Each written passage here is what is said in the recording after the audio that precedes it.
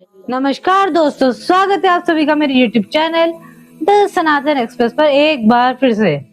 तो हमने जाना लक्ष्मी केवल लक्ष्मी नहीं, धन ऐश्वर्य वैभवता नहीं, आपके घर में आपकी संतान भी आपकी लक्ष्मी के कारण से है, आपके घर में अन्न अपनी लक्ष्मी के कारण से है, आपकी विद्या आपकी लक्ष्मी है, आपकी वीरता आपकी लक्ष्मी, आपके अंदर धैर्य आपकी लक्ष्मी से आता है।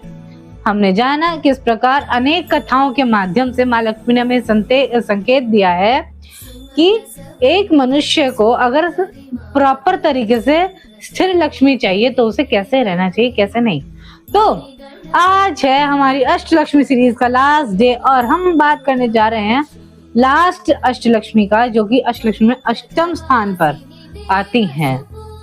तो कौन है ये देवी? अब आपको सोच रहे होंगे कि अब कुछ ऐसा रह गया क्या जो लक्ष्मी का स्वरूप है। तो अब बारी आती है हमारी अष्टम देवी, जिन्हें हम कहते हैं माता आदि महालक्ष्मी।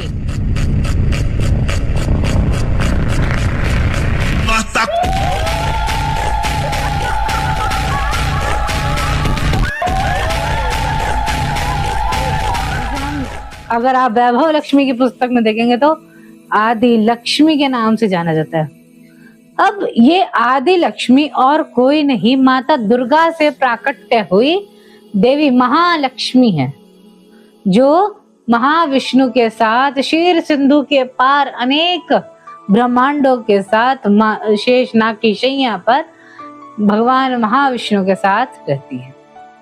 तो अब इनमें क्या फर्क है मैं बताता हूँ। जो भक्त इनकी उपासना करते हैं माता आदि लक्ष्मी की, इनके हाथ आप देखेंगे बहुत मिनिमल है। इनके हाथ में 4 हाथ हैं, एक में पूजन की माला जो जाप की माला होती है, 2 में कमल और चौथी वर मुद्रा। अर्थात माता ये संकेत दे रही है कि आपको जीवन में ज्यादा किसी चीज की जरूरत ही नहीं है। आपको अपने जीवन में कोमल रहना है, कोमल स्वभाव से रहना है। 2 कोमल कमल, एक रोजरी यानी कि जप की माला, अर्थात आपको हमेशा अपने भगवान से संपर्क में रहना है। तो चौथी चीज आपको क्या मिलेगी? देवी का वरदान। देवी का वरदान क्या है?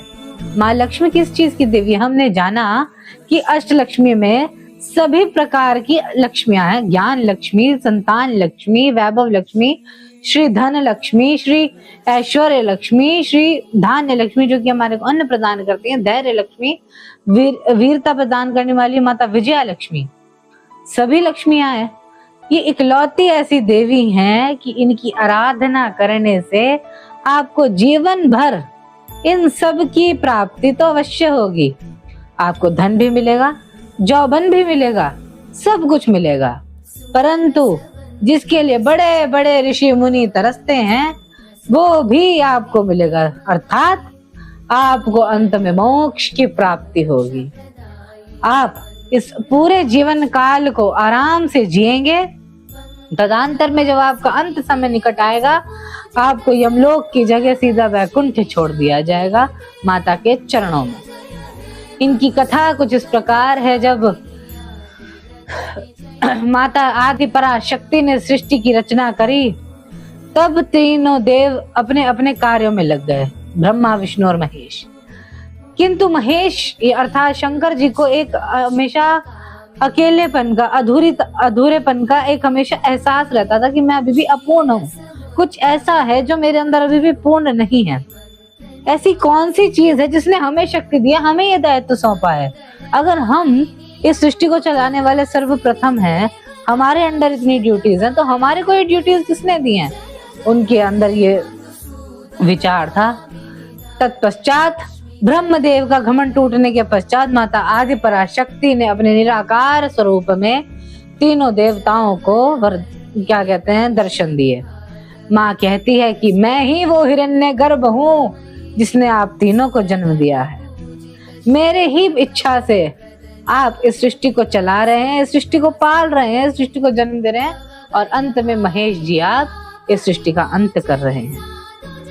मेरे बिना आप लोग कुछ नहीं है। तब ब्रह्मदेव कहने लगे कि हे देवी, अपना साकार रूप भी दिखाइए। तब माँ ने प्रथम बार रूप धरा अपना जिसे हम आज महाकाली के नाम से जानते हैं, जो कि काली की सबसे प्रथम देवी हैं। उनका ऐसा भयावह रूप देखकर तीनों देवता अलग अलग एक्सप्रेशन देते हैं। क्या समझते हैं? ब्रह्मदेव उनसे मुंह फेर लेते हैं कि इतनी डरावनी है। नारायण अपनी आंखें बंद कर लेते हैं और जपने लगते हैं कि अगर मैं ये सोचूंगा कि ये सुंदर है तो मेरे को सुंदर प्रतीत होंगी। शिव अर्थात शंकर ये कहते हैं, कुछ नहीं कह पाते, सिर्फ एक टक देखते रहते हैं। तत्पश्चात माता ने ब्रह्मदेव का शीश ऐसे घुमाया और उनकी चारों तरफ देखने की क्षमता को बढ़ा दिया। चारों ओर देखने लगे ब्रह्मदेव।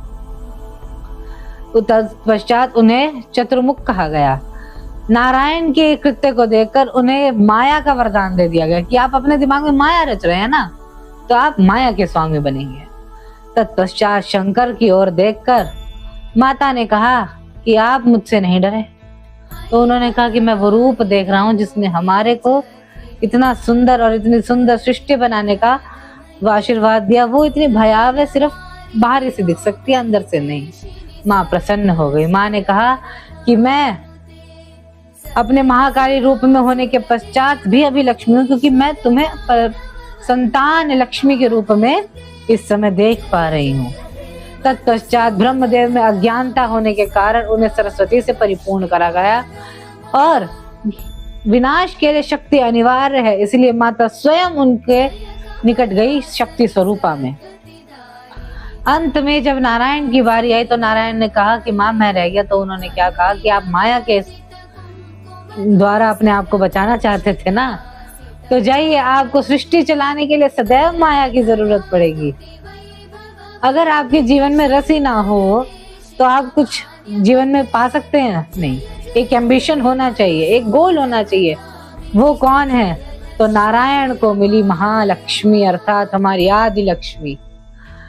तो आदि लक्ष्मी के प्राकट्य की कथा कुछ इस प्रकार से थी। तत्पश्चात माँ आदि लक्ष्मी को माता आदि पराशक्ति का एक दूसरा प्रतिबिंब भी दिखाया गया कि एक तरफ महाकाली और दूसरी तरफ माँ महालक्ष्मी। कालांतर में जो भी माँ महालक्ष्मी आदि लक्ष्मी की पूजा करता है उसे इस सृष्टि में जितने भी पॉसिबल है उतनी सुख सुविधाएं मिलती हैं।